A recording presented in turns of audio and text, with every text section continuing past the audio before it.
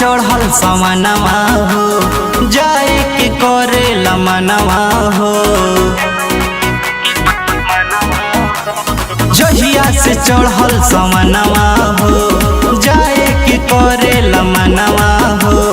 कैसे अकेले जाई हम भैया न तोहर घर। ए देवरु चलना, ए देवरु चलना लेके आसो हमके देवा घर। ए देवरु चलना लेके आसो हमके देवा घर। ए देवरु चलना।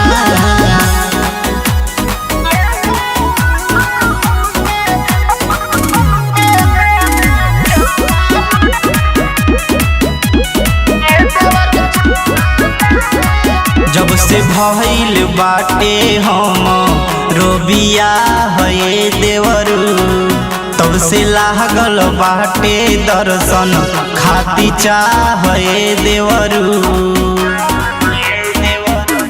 सैया नया वेले बहरा से यही से कहिले तहरा से।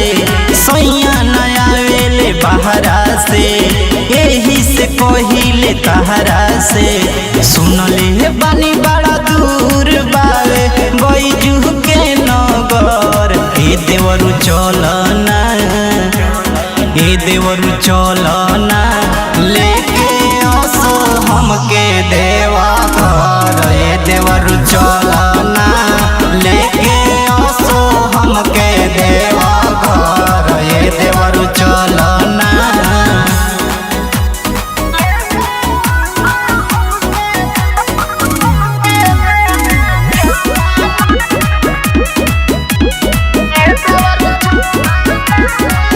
कहतानी लहना मानी हमारी बात ये देवरु।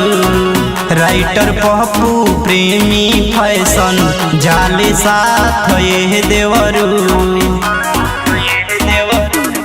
बानिया भी कनिया नया हो जनी तरी साव बाया हो। बानिया भी कनिया नया हो जनी तरी साव बाया हो।